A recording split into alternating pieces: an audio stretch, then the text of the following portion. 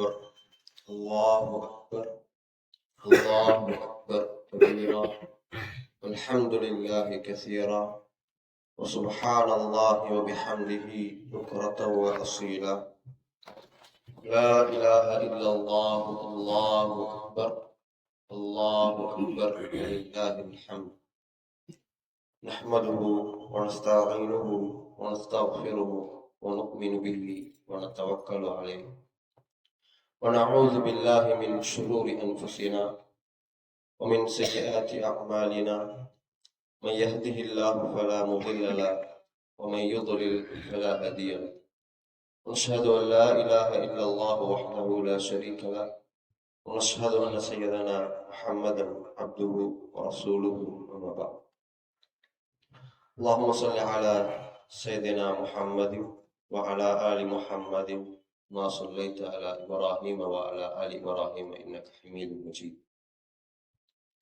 يا أيها الذين آمنوا اتقوا الله حق تقاته ولا تموتن إلا وأنتم مسلمون يا أيها الناس اتقوا ربكم الذي خلقكم من نفس واحدة وخلق منها زوجها وبث منهما رجالا كثيرا ونساء واتقوا الله الذي تساءلون به والأرحام إن الله كان عليكم رقيبا يا أيها الذين آمنوا اتقوا الله وقولوا قولا سديدا يصلح لكم أعمالكم ويغفر لكم ذنوبكم ومن يطع الله ورسوله فقد فاز فوزا عظيما فإن أصدق الحديث كتاب الله وأحسن الهدي هدي محمد صلى الله عليه وسلم وشر الأمور محدثاتها كل محدثة بدعة كل بدعة ضلالة كل ضلالة في النار புகழனைத்தும் குர்ஆனை புகழித்த மேலுபகாரி அல்லாஹ்வுக்கே உரித்தாகட்டுமா.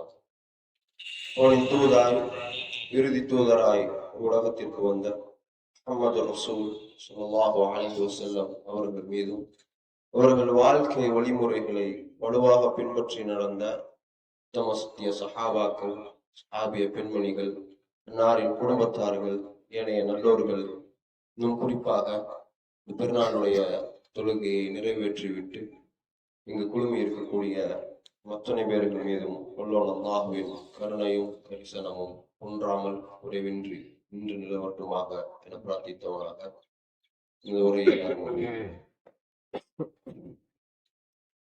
இன்றைக்கினிய அல்லாஹ்வின் நல்லடியாளர்களே, சகோதர சகோதரிகளே, தாய்மார்களே, அல்லாஹ் சுப்ஹானஹு வ தஆலா தன்னுடைய புனித மாதங்களான ஒரு மாதத்தில் எந்த நாளை புனிதமிக்க நாளாக ரசூல் ஸல்லல்லாஹு அலைஹி வஸல்லம் அவர்கள் குறிப்பிட்டு காட்டினார்களோ அந்த நாளில் நம்மை எல்லாம் இங்கு ஒன்று சேர்த்து அவனுடைய பேச்சுகளை கேட்பதற்கான ஒரு வாக்கியத்தை நமக்கெல்லாம் தந்தர் புரிந்திருக்கிறான்.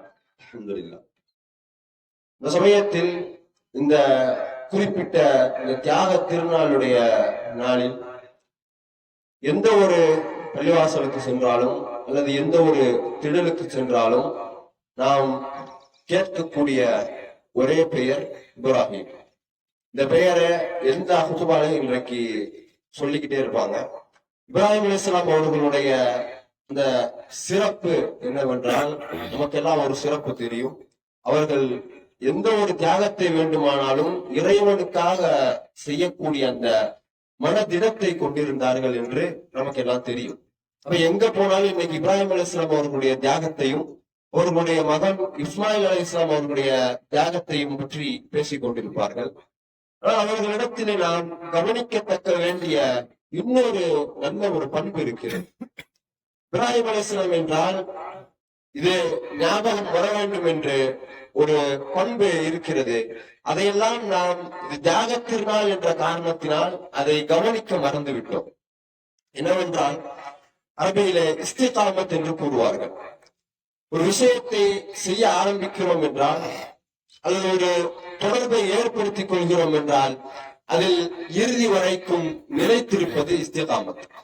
ஒரு விஷயத்தில் நிலையாக தொடர்ச்சியாக ஒரு விஷயத்தை ஒரு காரியத்தை செய்து கொண்டே வருவது இஸ்திகாமத் என்று கூறுவார்கள். அல்லாஹ் ரப்பல் ஆலமீன் தன்னுடைய ரசூலுக்கு கட்டளையிடுகிறான், இன்னனி ஹதானி ரப்பி இலா சிராத்தி முஸ்தகீம். இந்த நேரான பாதையில் என்னை என் இறைவன் தான் வழி நடத்தினான். தீனன் கியமம் மில்லத இப்ராஹிம் ஹனீஃபா. அந்த நேரான பாதை என்பது இப்ராஹிமினுடைய ஒரு சக்தி வாய்ந்த ஒரு பலமிக்க பாதையாக இருக்கிறது என்று ரசூல் ஸல்லல்லாஹு அலைஹி வஸல்லம் அவர்களுக்கு இந்த சமுதாயத்திற்கு எடுத்து சொல்வதற்காக அல்லாஹ் ஏவுகிறான். அப்ப அந்த இப்ராஹிம் அலைஹிஸ்ஸலாம் அவருடைய நேரான நிலையான பாதை என்பது என்ன?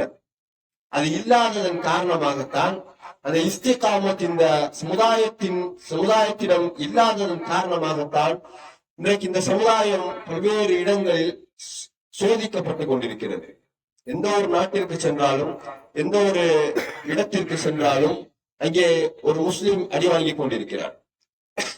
நேற்றைக்கு கூட மாட்டிறைச்சி தன்னுடைய குளிர்சாதன பட்டியலை அடைத்து வைத்திருந்தார் என்ற காரணத்தினால் ஒரு வீடு இடிக்கப்படுகிறது இந்த இந்திய தேசத்தில். நாம் இன்றைக்கு எந்த இடத்தில் சந்தோஷமாக இந்த பெருநாளை கழித்துக் கொண்டிருக்கிறோமோ அதே இந்திய தேசத்தில், மத்திய பிரதேசத்திலும் உத்தரப்பிரதேசத்திலும் இன்றைக்கு முஸ்லிம்கள் அவதிப்பட்டுக் கொண்டிருக்கிறார்கள். வேறு நாடுகளில் சென்றால் சைனாவிலே முஸ்லிம்கள் அவதிப்படுகிறார்கள், மியான்மரிலே முஸ்லிம்கள் விரட்டப்படுகிறார்கள், குறிப்பாக பலஸ்தீனத்திலே முஸ்லிம்கள் அடிக்கப்படுகிறார்கள். ஆனால் அந்த முஸ்லிம்களுக்கெல்லாம் பார்த்தால் இந்த இஸ்திகாமத் அதிகமாகவே இருக்கிறது. ஒரு குழந்தை இடத்திலே, பலஸ்தீனத்திலே ஒரு குழந்தை இடத்திலே ஒருவர் கேட்கிறார், இங்க இருந்து நீங்க இவ்வளவு கஷ்டப்படுமா? உங்களுடைய அத்தா இல்ல, உங்க அம்மா இல்ல, எல்லாருமே வஃபாத் ஆயிட்டாங்க, எல்லாருமே இறந்து விட்டார்கள். ஒரு கிறிஸ்தவர் தான் கேட்கிறார், என்னோட நீங்க என்ன பண்ணுங்க, ஐரோப்பிய கண்டத்திற்கு வந்து விடுங்க, நாம என்ன செய்யலாம், அங்க நீங்கள் நிம்மதியாக இருக்கலாம் என்று ஒரு குழந்தை, ஒரு பச்சிளம் குழந்தை இடத்திலே கேட்கப்பட்ட பொழுது அந்த பச்சிளம் குழந்தை பதிலளிக்கிறது, எனக்கு உங்களோடு வந்தால் நிம்மதி கிடைக்கும், ஆனா ஷஹாதத் என்ற பட்டம் கிடைக்காது என்பதாக இந்த ஷஹாதத்தினுடைய அந்த அருமை தெரிந்த அந்த குழந்தை பதிலளிக்கிறது. கேட்கும் பொழுதே இது புல்லரிக்கக்கூடிய ஒரு சம்பவம். அப்ப அந்த இஸ்திகாமத், அல்லாஹ்வோடு ஏற்படுத்தி கொண்ட தொடர்பை அவர்கள் தொடர்ச்சியாக கடைபிடித்துக் கொண்டே வருகிறார்கள். ஆனால் ஏன் சோதனை அவர்களுக்கு வர வேண்டும்? இங்க இஸ்திகாமத்தே இல்லாம ஒரு தக்பீர் சொன்னா கூட அதற்கு நாம அந்த முயற்சியை கூட முன்னெடுக்காமல் இங்கே அமர்ந்து கொண்டிருக்கக்கூடிய நாம் இங்கே நிம்மதியாக இருக்கும் பொழுது அந்த இஸ்திகாமத்தோடு எங்களுக்கு ஷஹாதத்தினுடைய பட்டம் வேண்டும் என்பதற்காக அங்கே தன்னுடைய உயிர்களை மாய்த்துக் கொண்ட அத்தனை குழந்தைகளுக்கு ஏன் அந்த சோதனை வர வேண்டும்? அது நமக்கான எச்சரிக்கை, அவர்களுக்கான நல்ல விஷயம். ஷஹாதத் என்பது எல்லாருக்கும் கிடைச்சிருமா? அல்லாஹ் யாருக்கு ஷஹாதத்தை கொடுப்பான்? யாரெல்லாம் இஸ்திகாமத்தோடு அல்லாஹ்வுடைய தொடர்பை தொடர்ச்சியாக இந்த உலகத்தில் வைத்துக் கொண்டார்களோ அவர்களுக்குத்தான் அந்த பட்டத்தை கொடுப்பான். அவர்களுக்குத்தான் அல்லாஹ் ஷஹாதத் என்ற அந்த உயர்ந்த அந்தஸ்தை கொடுப்பான். எல்லாருக்கும் அந்த அந்தஸ்து கிடைச்சிடாது. எல்லாருமே ஆசைப்படுவோம், எல்லாருமே ஹஜ் பண்ண ஆசைப்படுவோம், எல்லாருக்கும் அந்த ஹஜ்ஜினுடைய பாக்கியம் கிடைத்து விடுமா? எல்லாருக்குமே ஷஹீதாக வேண்டும், கேள்வி கணக்கில்லாமல் உங்களுடைய உயிர் இங்கே போன மாத்திரம் நாம் சொர்க்கத்திற்கு செல்ல வேண்டும் என்ற எண்ணம் நமக்கு எல்லாருக்குமே இருக்கும். ஆனா எல்லாருக்கும் கிடைச்சிறது கிடையாது. அவர்கள் உயிர்கள் அங்கே மாய்க்கப்படுகிறது என்றால் அவர்களுக்கு அது ஒரு நல்ல சந்தர்ப்பம். அவர்கள் ஷஹீதாக வேண்டும் என்று விரும்புகிறார்கள், அதற்காக அவர்கள் உழைக்கிறார்கள், இந்த இஸ்திகாமத்தோடு அல்லாஹ்வுடைய தொடர்பில் இருக்கிறார்கள். எனவே அவர்களுக்கு கிடைக்கிறது. நமக்கு அது எச்சரிக்கை. நாளைக்கு அந்த நிலைமை நமக்கு வருவதற்கு ஒரு நொடியாக ஒரு நாள் போகாது. வடக்கிலே மத்திய பிரதேசத்திலே நடக்கக்கூடிய சம்பவங்கள் இன்றைக்கு இங்கே மாட்டிறைச்சி நீங்கள் உண்ணுகிறீர்கள், புசிக்கிறீர்கள் என்பதற்காக உங்களுடைய வீடுகளும் இடிக்கப்படுவதற்கு ஒரு நாள் ஆகாது. அடுத்த நாளே அல்லாஹ் புரட்டி போட்டு விடுவான். அந்த எச்சரிக்கையை அல்லாஹ் விழுக்கிறான். ஸல்லல்லாஹு அலைஹி வஸல்லம் அவர்களுக்கு தன்னுடைய முடிகள் நரைத்து விடுகிறது. தன்னுடைய தாடி முடியெல்லாம் என்ன ஆயிடுது, நரைச்சிருது. அப்ப நரைக்கும் பொழுது சஹாபாக்கள் கேட்கிறார், ஷையப்தனியா ரசூலல்லாஹ், இறைவனின் தூதரே உங்களுக்கு முடியெல்லாம் நரைச்சிருச்சே என்று கேட்கும் பொழுது ரசூல் சொன்ன பதில், ஷையபத்னி ஹூதுன் வ அஹவாத்துஹா. ஹூத், சூரத்துல் ஹூத் என்று குர்ஆனினுடைய 11வது சூரா. அந்த சூறாவும் அதுபோன்று இருக்கக்கூடிய அதனுடைய சகோதரிகளான மற்ற சூறாக்களும் என்னை நரைக்க செய்து விட்டது என்று ரசூல் ஸல்லல்லாஹு அலைஹி வஸல்லம் அவர்கள் அந்த இடத்திலே பதிவிடுகிறார்கள். அப்ப அந்த ஹூதும் அதனுடைய சகோதரிகளான அந்த சூறாக்களிலும் என்ன இருக்கிறது? சூரத்துல் ஹூத்